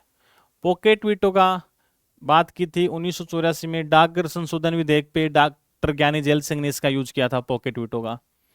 क्वेश्चन वो ये जो अभी तक अपन ने पढ़ा, जो मैंने आपको पढ़ाया है इन 3 लेक्चर्स में, तीसरा चल रहा है कंटिन्यू, तो इससे बाहर क्वेश्चन नहीं जाएगा। ये पर्सन सामान्य पर्सन नहीं है, ये IAS में, UPSC के एग्जाम में, अदर PCS के एग्जाम से छाटे हुए पर्सन है जो पूर्व में आ चुके हैं। इसके बाद देखो इस सूची को मिलाना है। वही मैंने बताया था कि इनका कार्यकाल कैसे देखेंगे कि डॉक्टर नीलम संजीव रेड्डी, VV गिरी। अब VV गिरी कब बने थे, 69 में बने थे, तो VV गिरी का ये हो गया तीसरा। डॉक्टर जाकिर हुसैन 67 में थे। जब ये बैठ गया, कै के अंदर तो 3 है और ख के अंदर 4 है, कै के अंदर 3 और ख के अंदर 4, तो ये ऑप्शन। जब मिलाने वाले आते हैं ना कि मिलान कीजिए, तो उनमें 1 या 2, बहुत रेयर केस में ऐसा होता है कि वो मिलान नहीं बैठ पाता। अगर 2 मिलान आपके एग्जैक्ट बैठ रहे हैं तो क्वेश्चन आपका सही जाता है। तो नेक्स्ट देखिए, राष्ट्रपति द्वारा शपथ प्रतिज्ञान का प्रारूप संविधान की 3री अनुसूची में है। किसी राज्य विधानसभा के भंग होने पर भी राष्ट्रपति की निर्वाचित प्रक्रिया जारी रहेगी। सही बात है। महाभियोग की प्रक्रिया, सही बात है। महाभियोग संकल्प पारित किए जाने के साथ ही राष्ट्रपति तत्काल अपने पद से हटा दिए जाते हैं। सही कथनों को पहचानना है।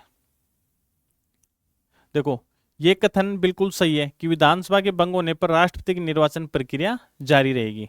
तो एक तो 2 आएगा। एक है महाभियोग की प्रक्रिया केवल राष्ट्रपति के लिए उपयुक्त है। 2 और 3 तो कन्फर्म है। अब 2 और 3 कन्फर्म है। अब इसके अलावा दे दिया पहला प्रारूप 3री अनुसूची में नहीं है राष्ट्रपति की शपथ का। मैं ईश्वर की शपथ लेता हूं, ऐसे है उसकी शपथ, सत्यनिष्ठता का परिरक्षण, संरक्षण, प्रतिरक्षण करूंगा, तो 3री में नहीं है, तो 1 भी कैंसिल हो गया। और अन्वेषणकर्ता सदन द्वारा महाभियोग संकल्प पारित किए जाने के साथ ही, नहीं अन्वेषणकर्ता द्वारा नहीं, दोनों सदनों द्वारा, जब दोनों सदनों में से पारित हो जाएगा उसके बाद, तो कौन सा आ गया, 2 व 3। आगे देखिए नेक्स्ट क्वेश्चन। संविधान संशोधन करने के लिए विधेयक को वीटो करने की राष्ट्रपति की शक्ति सहमति देनी होगी। शपथ से स्थापन करके किस संशोधन द्वारा छीन लिया गया? 1971 में क्या हुआ था, जब केशवानंद भारती केस हुआ था। केशवानंद भारती केस, ये बात मैं 1973 की कर रहा हूं, जब संविधान में मूल ढांचे का कंसेप्ट आया था। मूल ढांचे का कंसेप्ट आया था कि कोर्ट ने कहा था कि सुप्रीम कोर्ट ने कि जो मूल ढांचा है ना, उसको संसद संशोधित नहीं कर सकती। तो उससे पहले इन्होंने क्या किया था, इससे पहले एक केस आया था गोलकनाथ। तो गोलकनाथ केस के बाद क्या हुआ था, जब ये 24वां संविधान संशोधन किया था कि राष्ट्रपति है ना, संविधान संशोधन जो भी विधेयक आएगा ना, उस पे वो सहमति देने के लिए बाध्य है। 24वां आएगा इसका आंसर। आगे देखो, भारत के राष्ट्रपति अपनी शक्तियों का प्रयोग करते हैं। देखो सीधे अथवा अपने मंत्री द्वारा, PM के द्वारा, मंत्रिमंडल के द्वारा, उपयुक्त में से कोई नहीं या उपयुक्त में से एक से अधिक। देखो सीधे अपने अधीनस्थ अधिकारियों के द्वारा वो अपनी शक्तियों का उपयोग करते हैं। जैसे अपनी शक्तियों का उपयोग, क्योंकि केंद्रीय मंत्री परिषद और मंत्रिमंडल तो उनको सलाह देते हैं, न कि उनकी शक्तियों का प्रयोग करते हैं। नेक्स्ट क्वेश्चन, कथन है भारत का राष्ट्रपति अप्रत्यक्ष निर्वाचन से, बिल्कुल सही बात है। एक निर्वाचक मंडल की व्यवस्था संसद के दोनों सदनों राज्य की विधानसभाओं के निर्वाचित सदस्यों को मिलाकर बताता है। सही उत्तर। देखो बिल्कुल कथन सही है और कथन का व्याख्या भी कर रहा है, तो क्या हो जाएगा से, दोनों सही हैं और ए का सही स्पष्टीकरण क्या है, ये है। नेक्स्ट क्वेश्चन, भारतीय संविधान के 70वें संशोधन द्वारा भारत के राष्ट्रपति के चुनाव में जिन 2 केंद्र शासित प्रदेशों में भाग लेने का अधिकार दिया गया, मैंने पहले बताया था आपको कि 70वें कॉन्स्टिट्यूशन अमेंडमेंट द्वारा दिल्ली और पुडुचेरी, इन दोनों को दिया गया है। तो दिल्ली और पुडुचेरी कौन से भारत के राष्ट्रपति के निर्वाचन हेतु निर्वाचक गण में सम्मिलित नहीं है? देखो लोकसभा के निर्वाचित सदस्य, राज्यसभा के निर्वाचित सदस्य, विधानसभाओं के निर्वाचित सदस्य और यूटी के, लेकिन एमएलसी के सदस्य नहीं होते हैं। नेक्स्ट, निम्नलिखित में से कौन राष्ट्रपति के चुनाव प्रकरण के लिए सही नहीं है? देखो पदस्थ राष्ट्रपति की पदावधि से पूर्व उत्तराधिकारी का चुनाव अवश्य हो जाना चाहिए, सही नहीं है। अपना पदभार ग्रहण करने की तिथि से 5 वर्ष तक पद पर रहेंगे। राष्ट्रपति का उत्तराधिकारी आने तक कार्यकाल की समाप्ति पर भी वह पद पर बना रहेगा, सही बात है। निर्वाचक मंडल के अपूर्ण होने के आधार पर राष्ट्रपति का चुनाव स्थगित किया जा सकता है। पूर्व में बताया था कि यदि राष्ट्रपति का चुनाव हो रखा है, निर्वाचक मंडल में क्या होता है कि राज्यसभा लोकसभा के निर्वाचित सदस्य हैं, इसके अलावा राज्य विधानसभाओं के निर्वाचित सदस्य होते हैं। अभी जैसे रिसेंटली उदाहरण देखेंगे कि जब श्रीमती द्रौपदी मुर्मू का चुनाव हुआ था, उस समय जम्मू कश्मीर की विधानसभा भंग थी। तो लेकिन इसका मतलब ये तो नहीं हुआ कि निर्वाचक मंडल अपूर्ण हो रखा है तो चुनाव को स्थगित किया जा सकता है, नहीं, क्योंकि और सदस्य तो है ना, तो इसलिए इस आधार पर नहीं किया सकता। तो इसका ऑप्शन होगा कथन सही नहीं है ये। भारत के राष्ट्रपति को महाभियोग द्वारा हटाना, आर्टिकल 61। महाभियोग प्रक्रिया के बारे में विस्तार से चर्चा की थी कि किसी भी सदन में आ सकता है, 25% सदस्यों की सहमति आवश्यक है। महाभियोग की प्रक्रिया है, पहले बताया था कि ये अर्धन्यायिक प्रक्रिया है महाभियोग की प्रक्रिया। आगे देखो, पदासीन राष्ट्रपति की पदावधि की समाप्ति से भिन्न किसी कारण से उत्पन्न होने वाली रिक्ति की दशा में भरने के लिए निर्वाचन अवश्य होना चाहिए। पूर्व बताया था कि राष्ट्रपति का जो निर्वाचन होता है उसके लिए 2 अधिनियम बना रखे 1952 1974 कि जब भी राष्ट्रपति का चुनाव होगा तो उसकी अधिसूचना 60 दिन पूर्व में जारी की जा सकती है। और अभी तक अमूमन क्या रहा है, भारत में प्राय 25 जुलाई को राष्ट्रपति शपथ लेता है, लेकिन अगर कोई सडनली किसी राष्ट्रपति की डेथ हो गई तो 6 महीने के अंदर चुनाव कराना आवश्यक है, जैसे एमपी एमएलए के चुनाव करवाते हैं वैसे। तो इसमें क्या आएगा, रिक्ति की तिथि से 6 माह के भीतर। नेक्स्ट क्वेश्चन,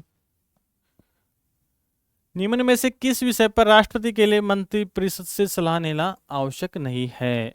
राजदूतों की नियुक्ति, विधेयकों पर स्वीकृति, राज्यपाल द्वारा प्रेषित विधेयकों पर स्वीकृति, संसद।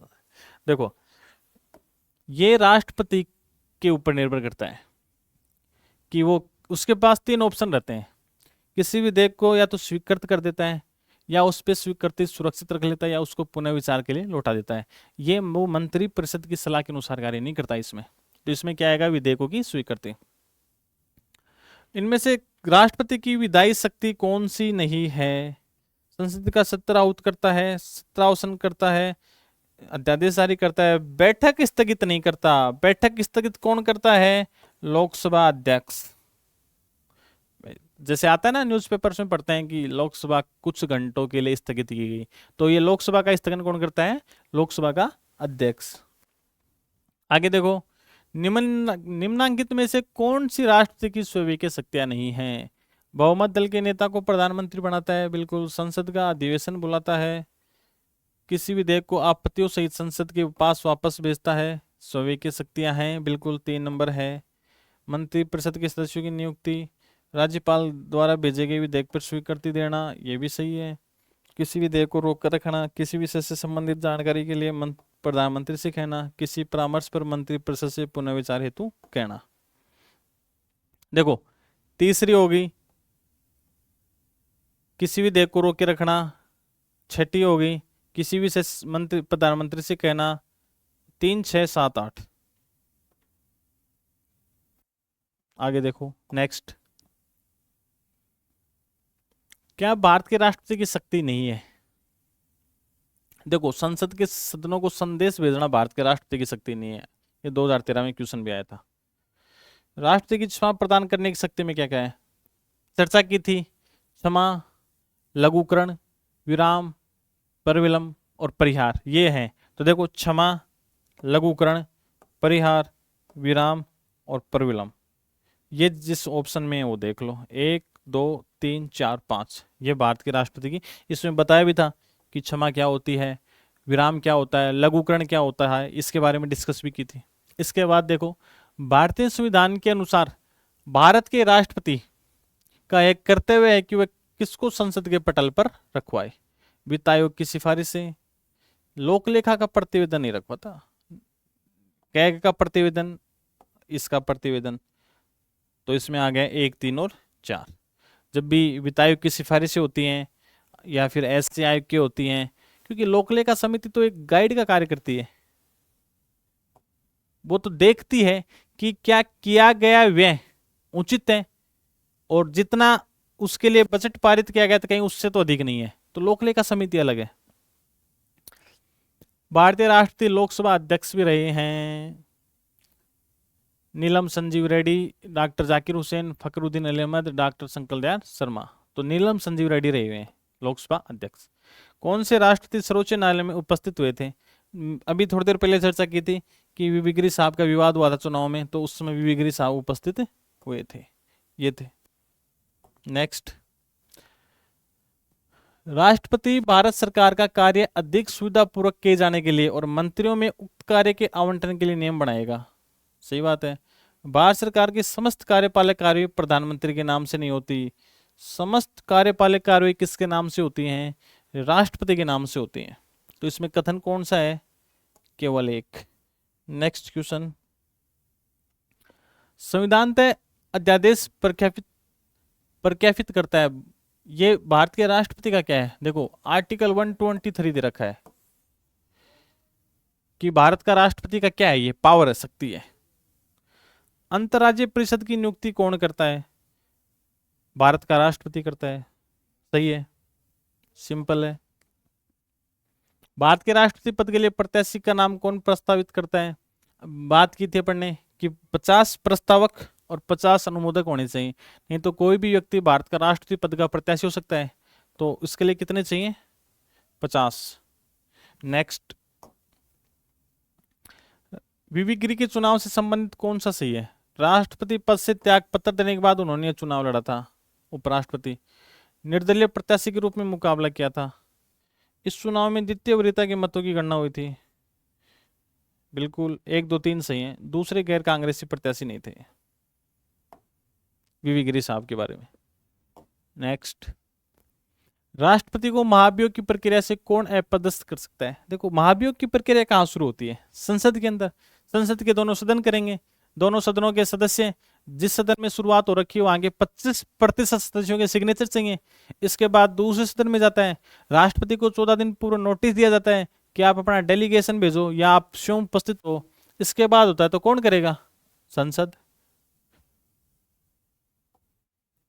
भारत के राष्ट्रपति, देखो क्वेश्चन नंबर 50, किसी अपराध के लिए दोष सिद्ध ठहराए गए किसी व्यक्ति के दंड को क्षमा, परिविलंब, विराम, परिहार करने के लिए या दंडादेश के निलंबन, परिहार, लघुकरण की शक्तियों के विषय में कौन सा कथन सही नहीं है? देखो, उन सभी मामलों में जिसमें दंड सेना न्यायालय दिया, राष्ट्रपति ऐसा कर सकता है, बिल्कुल कर सकता है। सेना न्यायालय के मामले में राष्ट्रपति ऐसी शक्तियों का प्रयोग सभी मामलों में कर सकता है जिसमें दंड ऐसे विषय संबंधी किसी विधेयक के विरुद्ध अपराध के लिए दिया गया जिस विषय पर संघीय कार्यपालिका संबंधी शक्ति का विस्तार हो। ये भी सही है। ऐसी शक्तियों का जिसमें दंडादेश, मृत्यु, ऐसी याचिका अस्वीकार कर सकता है, लेकिन अस्वीकार करने से पहले दया की याचिका को सुनना ही चाहिए। ये आएगा इसमें। कौन सा कथन सही नहीं है? ये, क्योंकि ये तो तीनों इस बात के लिए सही है, तो आंसर कौन सा आएगा? ये आएगा। नेक्स्ट क्वेश्चन देखो, भारतीय राष्ट्रपति के संदर्भ में कौन सा कथन सही है? क्योंकि आजकल जो परीक्षा की प्रकृति है वो चेंज हो गई है। पहले क्वेश्चन आता था निम्नलिखित में से भारत के 12वें राष्ट्रपति कौन थे। हालांकि आरएस 2012 का पेपर देखा था मैंने, उसमें 3 क्वेश्चन तो राज्यपाल से संबंधित थे। जैसे 2013 में सिलेबस बदला, क्वेश्चन बदले, कथन कारण निम्न में से कौन सा सही है, कौन सा सही है? तो इसके लिए आपको डीप नॉलेज चाहिए, और डीप नॉलेज होगा उसके बाद पूरे प्रश्न की समझ डेवलप हो जाती है। तो आप चारों कथन समझकर उसका आंसर दे सकते हैं। अगर एक कथन का ज्ञान है तो क्वेश्चन गलत होने की संभावना बहुत ज्यादा बढ़ जाती है, क्योंकि आजकल दे क्वेश्चन 1-2 सही है, 2-3 सही है, 3-4 सही है। तो इसलिए जब तक आपकी पूरा माइंड मैप सही नहीं बैठेगा प्रत्येक क्वेश्चन के लिए, अब कौन सा कथन सही नहीं है? संविधान का उल्लंघन करने के लिए पद से हटाया जाएगा, फौजदारी मुकदमा चलाया जा सकता है, सिविल चला सकते हैं, फौजदारी नहीं चला सकते। पीएम की नियुक्ति करता है, आपातकाल में एक राज्य में प्रत्यक्ष शासन कर सकता है। तो कौन सा कथन सही नहीं है? फौजदारी वाला, क्योंकि सिविल मुकदमा।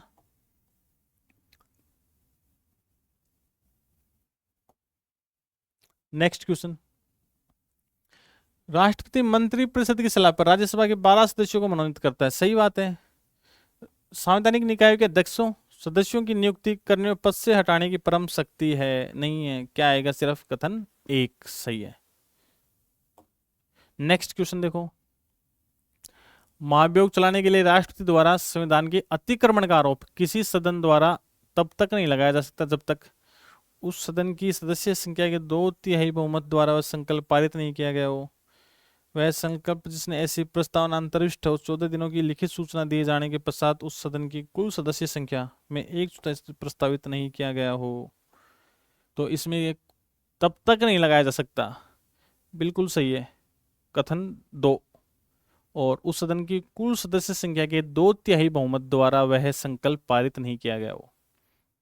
राष्ट्रपति महाभियोग में पढ़ने पड़ा था कि किसी भी सदन में ला सकते हैं, संसद के किसी भी सदन में, लेकिन उस सदन की कितने सदस्य सिग्नेचर होने चाहिए? 25% सदस्यों के। जब ये सदस्यों के सिग्नेचर होंगे तो एक सदन से जाएगा, उस सदन में 2/3 बहुमत से पारित होना चाहिए। दूसरे सदन में जाएगा, दूसरा सदन उस पर एक इन हाउस कमेटी बनाएगा, इन हाउस कमेटी जांच करेगी, उसके बाद फिर वो सदन उसको पारित कर देता है, तो राष्ट्रपति अपने पद से हट जाता है। संकल्प पारित नहीं किया गया, बिल्कुल सही है। तो ये इसमें क्या देखना अपने को? तब तक नहीं लगा सकता, बिल्कुल सही है, कथन 1 व 2 दोनों सही है। मंत्रिपरिषद राष्ट्रपति को उसके कार्य में मंत्रणा व सहायता देने के लिए, परंतु राष्ट्रपति मंत्रिपरिषद की सलाह को उसके पुनर्विचार के लिए लौटा सकता है। सही है, राष्ट्रपति मंत्रिपरिषद से सलाह नहीं ले सकता। राष्ट्रपति अपना निर्णय प्रथम बार राष्ट्रपति की सलाह से बंधा नहीं है। राष्ट्रपति अपना निर्णय स्वयं ले सकता है, परंतु ये आएगा उसमें पहला ऑप्शन, क्योंकि वो पुनर्विचार के लिए लौटा सकता है। नेक्स्ट क्वेश्चन देखो, शासन तंत्र में भारत के राष्ट्रपति की स्थिति ब्रिटिश राज्याध्यक्ष की भांति नहीं है। बिल्कुल सही है, क्योंकि राष्ट्रपति का निर्वाचक मंडल द्वारा निर्वाचित किया जाता है।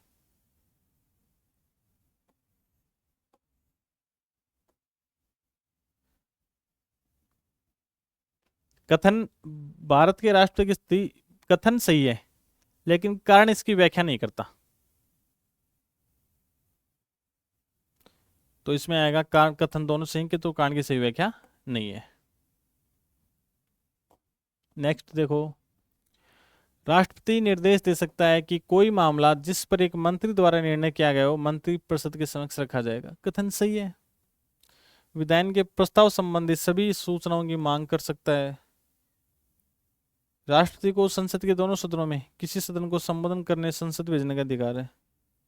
संघ के प्रशासन से संबंधित मंत्रिपरिषद के सभी निर्णयों को राष्ट्रपति के पास अवश्य भेजा जाना चाहिए। तो कौन कौन से सही है? पहला सही है, सभी सूचनाओं की मांग कर सकता है, दोनों सदनों में से किसी सदन को संबोधित करने भेजने का अधिकार है। तो इसके तो 1, 2, 3, 4 चारों सही है। नेक्स्ट क्वेश्चन, भारत के राष्ट्रपति के महाभियोग के विषय में कौन सा है? देखो, महाभियोग कब लगाया जाता है? महाभियोग तब लगाया जाता है जब संविधान में साफ साफ लिख रखा है कि संविधान का अतिक्रमण करने पर राष्ट्रपति के खिलाफ महाभियोग प्रक्रिया शुरू की जा सकती है। तो इसके कथन देखना, संविधान के अतिक्रमण का आरोप संकल्प लिखित सूचना से कम 30 दिनों के पश्चात, तो ये तो गलत बात है। कुल सदस्य संख्या के 1/4, अभी बात की थी कि 25% सदस्यों के साइन होने चाहिए। पारित कराने के लिए 2/3 का बहुमत, या ये इसमें आया था, तो कौन सा आ गया? साफ साफ दिख रहा है कौन सा कथन सही नहीं है। ये कथन सही नहीं है। नेक्स्ट क्वेश्चन, कौन सी शक्ति भारत के राष्ट्रपति के पास नहीं है? देखो, लोकसभा सदस्यों की नियुक्ति, वो राजदूतों की नियुक्ति, उनको उठाना, लोकसभा भंग करना, संकट काल की घोषणा। अब सबको पता है कि लोकसभा के जो भी सदस्य होते हैं उनकी नियुक्ति कौन करता है? लोकसभा के सदस्यों का निर्वाचन होता है, प्रत्यक्ष मतदान होता है, 18 वर्ष से उम्र का प्रत्येक व्यक्ति मतदान करता है, तब वो चुनता है, तो उसमें राष्ट्रपति का कोई रोल नहीं है। तो कौन सा राष्ट्रपति के पास नहीं है? ये राष्ट्रपति द्वारा जारी किया गया अध्यादेश संसद द्वारा कितने समय में अनुमोदित हो जाना चाहिए? देखो, जब भी पहले बात की थी अध्यादेश जारी होता है कि कब जारी होता है, या तो संसद का एक सदन चल रहा हो, या दोनों सदनों का सत्र नहीं चल रहा हो। तो अब क्या होता है कि जब मान लो अध्यादेश जारी कर दिया राष्ट्रपति ने, तो उस अध्यादेश को जब भी संसद का कोई भी सदन चले तो उसको 6 सप्ताह के भीतर पारित करवाना आवश्यक है। तो 6 सप्ताह का देख लो, जारी होने के 6 सप्ताह में। एमपीपीसीएस में आया हुआ क्वेश्चन है। आगे देखो, नेक्स्ट क्वेश्चन, संघ की कार्यपालिका शक्ति किस अनुच्छेद के तहत राष्ट्रपति में निहित है? आर्टिकल 53 सबसे पहले पढ़ा था, इसमें 2 क्लोज पढ़े थे। कौन सा एक भारत के राष्ट्रपति और राज्यों के राज्यपाल के लिए सादृश्य नहीं है? देखो, महाभियोग प्रक्रिया सिर्फ किसके लिए है? भारत के राष्ट्रपति के लिए। महाभियोग प्रक्रिया इसके अलावा किसी के लिए है ही नहीं है, तो महाभियोग प्रक्रिया साफ साफ दिख रहा है। राष्ट्रपति की निर्वाचन प्रक्रिया में संशोधन किया जा सकता है, बिल्कुल, अति विशेष संविधान संशोधन प्रक्रिया के द्वारा राष्ट्रपति की जो भी निर्वाचन प्रक्रिया है उसमें संशोधन किया जा सकता है। राज्य के राज्यपाल द्वारा कोई भी विधेयक राष्ट्रपति के विचारार्थ आरक्षित रखा जाए तो राष्ट्रपति अनुच्छेद 201 के अनुसार क्या करेगा? देखो, विधेयक पर अनुमति दे सकता है, विधेयक पर अनुमति रोक सकता है, राष्ट्रपति राज्य के राज्यपाल को सदन के पुनः विचार के लिए लौटाने का निर्देश दे सकता है। आर्टिकल 1, 2, 3 तीनों ही सही है। आर्टिकल 201 के तहत क्या होता है? जब किसी राज्य के राज्यपाल के पास कोई विधेयक आता है तो उसको राष्ट्रपति के विचारार्थ के लिए भेज देता है। इसलिए तो विवाद हुआ था, कर्नाटक केरल के राज्यपाल ने ऐसे बहुत से विधेयक राष्ट्रपति के पास भेज दिए, तो कर्नाटक और केरल की सरकार सुप्रीम कोर्ट में गई। इसके बाद सुप्रीम कोर्ट ने क्या कहा? सुप्रीम कोर्ट ने कहा कि बिना कारण के लोकतंत्र में क्या होता है कि जनता किसको चुनती है? सरकारों को। जब जनता द्वारा चुनी गई सरकारें जनता के लिए कार्य करेंगे तो उसमें बाधा उत्पन्न नहीं कर सकते आप। तो सुप्रीम कोर्ट ने साफ साफ कहा है कि आप किसी भी विधेयक को 1 महीने से ज्यादा लंबित मत रखो। यहां तक कि राष्ट्रपति जी को भी मैसेज दिया है कि आप भी 3 महीने से ज्यादा मत रोको। इसलिए राष्ट्रपति ने उच्चतम न्यायालय से, सुप्रीम कोर्ट से परामर्श मांगा है कि इस दौरान 11 सी आइडिया नहीं, एग्जैक्ट 11 है, 14 क्वेश्चन भेजे हैं और उनके लिए एक संविधान पीठ का गठन हुआ है, और जब भी वो फैसला आएगा उस जजमेंट के बारे में विस्तार से चर्चा करेंगे। तो ये तीनों कथन सही है। आगे देखो, निषेधाधिकार या वीटो होती है, कौन सी शक्ति भारतीय राष्ट्रपति को उपलब्ध है? देखो, पहले बताया था 4 प्रकार के वीटो होते हैं, उसमें ये बताया था विशेषीकृत वीटो सिर्फ यूएसए के प्रेसिडेंट को है, भारत में नहीं है। तो देखो, निलंबनकारी वीटो होता है, जेबी वीटो होता है, जेबीएन पॉकेट वीटो, और ये संपूर्ण निषेधाधिकार हो गया, यानी एब्सोल्यूट। तो कौन सा नहीं है? विशेषज्ञ वाला नहीं है। भारत का राष्ट्रपति भारतीय सेना का सर्वोच्च कमांडर होता है, यह उदाहरण किस देश से ली गई है? ब्रिटिश संविधान से, अमेरिका के संविधान से। इसमें थोड़ा कंफ्यूज है, शायद ये ली गई है अमेरिका के संविधान से ली गई है, फिर भी इसको एक बार देख लेंगे बाद में।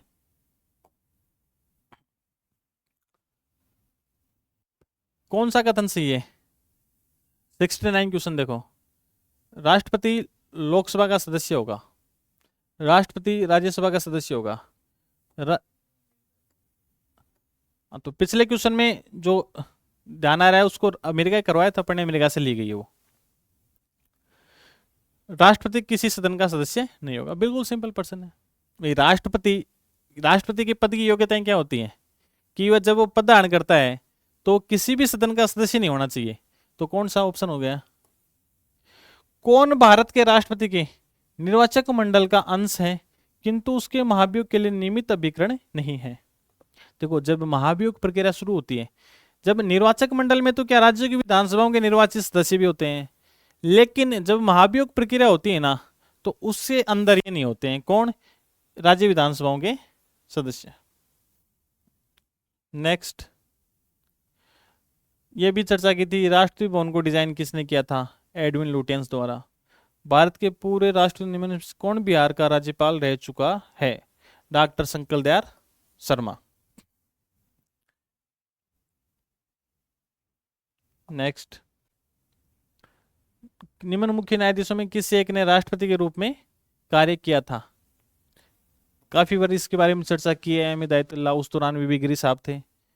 कौन ट्रेड यूनियन से, ट्रेड यूनियन में वीवी गिरी थे, ट्रेड यूनियन आंदोलन से संबंधित।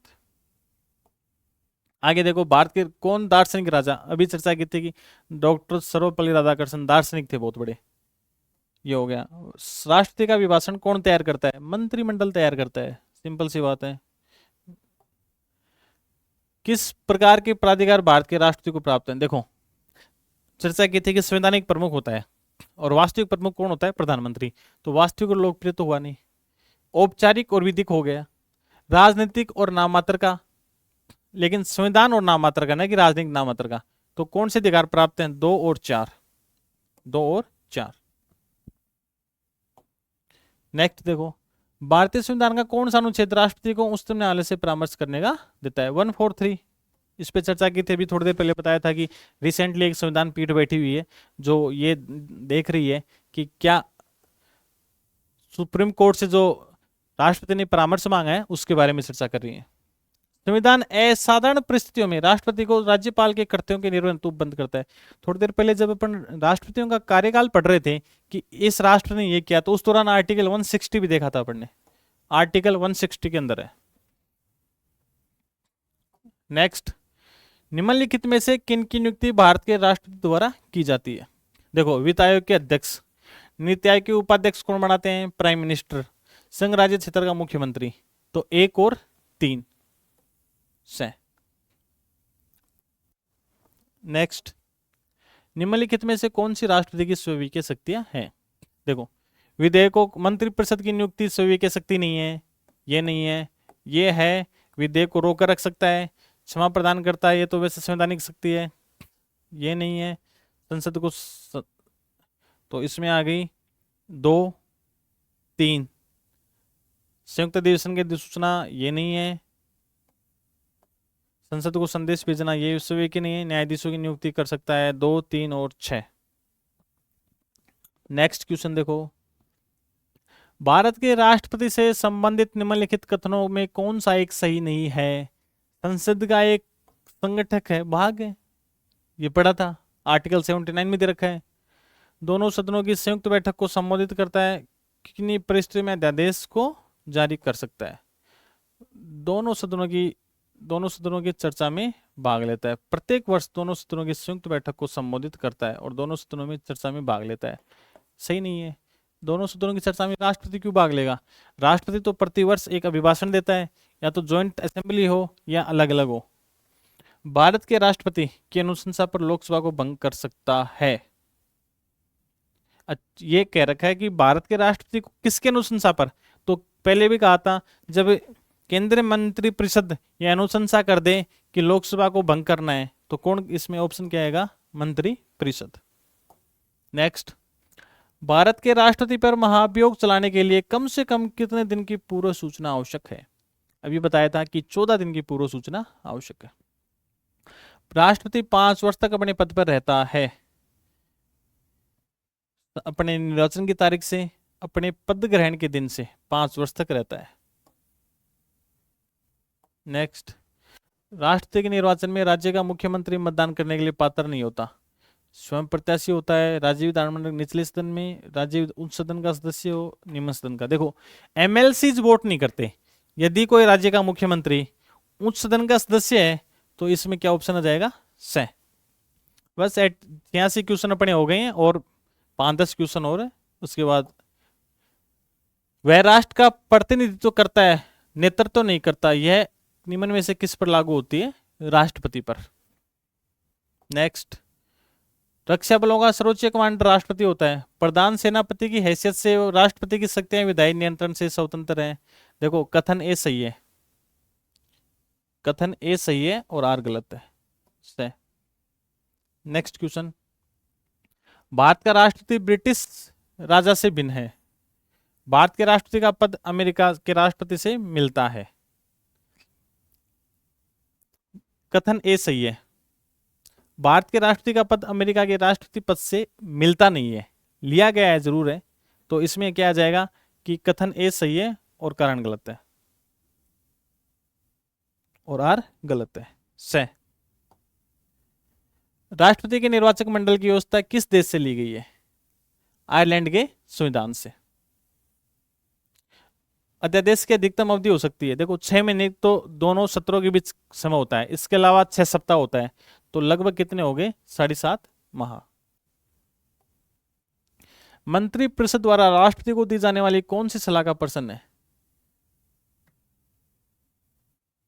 देखो किसी न्यायालय में जांच पड़ताल का विषय नहीं होगा, सही बात है। न्यायालय द्वारा कि केंद्रीय मंत्री परिषद ने राष्ट्रपति को क्या सलाह दी है, इस पे किसी भी न्यायालय में कोई भी प्रश्न नहीं होगा। सत्रावसान करना राष्ट्रपति की किस प्रकार शक्ति है? देखो सत्र बुलाना, आहूत करना, सत्रावसान करना, ये कैसी शक्ति होगी? विधायी शक्ति। कौन सा कथन सत्य है? 123 अध्यादेश जारी करता है, राष्ट्रपति न्यायिक समीक्षा की जा सकती है, डीसी वादों बनाम ये गलत है। अध्यादेश कब जारी किया जाएगा? जब एक सदन सत्र में हो। देखो 123 अध्यादेश जारी करने की शक्ति, अच्छा ये गलत है, इसमें एक यह आ गया स्वविवेक शक्ति है, वो राष्ट्रपति की स्वविवेक शक्ति नहीं है, इसलिए क्या आया? 2 और 4। नेक्स्ट, महाभियोग प्रक्रिया अर्धन्यायिक प्रक्रिया है, उल्लेख आर्टिकल 61 में है। यह प्रक्रिया कनाडा से नहीं ली गई, ये गलत है। महाभियोग संसद के किसी भी सदन में उस सदन के 100 सदस्यों के हस्ताक्षर आवश्यक है, ये बात सही है, 25% के चाहिए। विधानसभा के निर्वाचित सदस्य चुनाव में भाग लेते हैं, हटाने में भाग, कौन से कथन है? सत्य कथन है। देखो ये भी असत्य है, विधानसभा के निर्वाचित सदस्य चुनाव में और हटाने की प्रक्रिया में भाग लेते हैं, ये भी असत्य है। अब तक 2 राष्ट्रीय के विरुद्ध, ये भी असत्य है।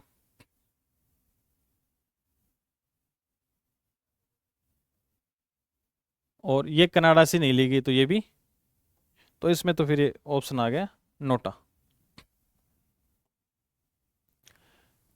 द्रौपदी मुर्मू 16वीं व्यक्ति के अनुसार 15 राष्ट्रपति, बिल्कुल सही बात है। 25 जुलाई को उन्होंने शपथ ली थी, सही है। 16 राष्ट्रपति के चुनाव में ये मतदाता थे, और चुनाव में एक सांसद का मत 708 था। कौन सा कथन असत्य है? 96 में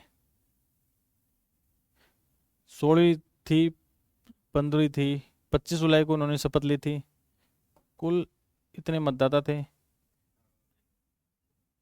तो इसमें आएगा, क्योंकि उस समय 16 राष्ट्रपति में जम्मू कश्मीर विधानसभा भंग थी, तो उस समय कितने मूल्य थे? 700 थे, 708 नहीं थे। भारतीय सिंगल ट्रांसफर वोट सिस्टम, बिल्कुल सही बात है। गुप्त प्रणाली से होता है, ये भी सही है। विहिप जारी नहीं किया जा सकता, ये लिख रहा है विहिप, ये कथन गलत है। तो ये प्रथम वरीयता नहीं भरोगे तो वोट खारिज हो जाता है, तो इसमें क्या आएगा? 1, 2 और 4, ऑप्शन से। राज्यपाल पद पे कौन कौन रहे हैं? देखो प्रतिभा पाटिल रही हुई है, द्रौपदी मुर्मू रही हुई है, रामनाथ कोविंद रहे हुए हैं, और डॉक्टर जाकिर हुसैन रहे हुए हैं, ये भी रहे हुए हैं, तो 98 में क्या हो गए? डी। कौन सा कथन सत्य है? भारत का नागरिक होना आवश्यक है। योग्यता 35 वर्ष, सही बात है। लोकसभा का सदस्य होना आवश्यक है, ये गलत है। लाभ के पद पर ना हो, 1, 2, 4 बे।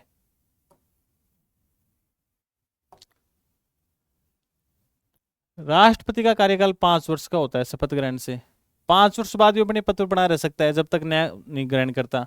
56 में हटाने का कारण है, सही है। 1977 से पूर्व चुनाव हेतु 10 प्रस्तावक, 10 नहीं, एक स्वतंत्र से पूर्व 1 प्रस्तावक व 1 अनुमोदक होना आवश्यक था। तो इसमें कौन कौन से कथन सही हो गए? 1 शपथ ग्रहण से, 2, 3, तो ये हो गया 1, 3, 1, 4। असत्य पूछ रहा है ये, असत्य पूछ रहा है। तो असत्य एक तो ये हो गया कि इसमें कितने चाहिए थे, 10 नहीं 1, तो ये असत्य हो गया। और शपथ ग्रहण से नहीं होता कार्यकाल 5 वर्ष का, तो 1 4 हो गए। तो दोस्तों अभी तक राष्ट्रपति के बारे में तीसरा लेक्चर आज था और अपन ने PYQ कर लिए सुख। तो राष्ट्रपति का चैप्टर आज यहीं समाप्त होता है। विस्तृत क्लासें ले लिए अपन ने, आप इसको बहुत ध्यान से पढ़ना, आपका प्रत्येक टॉपिक अच्छे से क्लियर होगा। आपको बहुत बहुत धन्यवाद।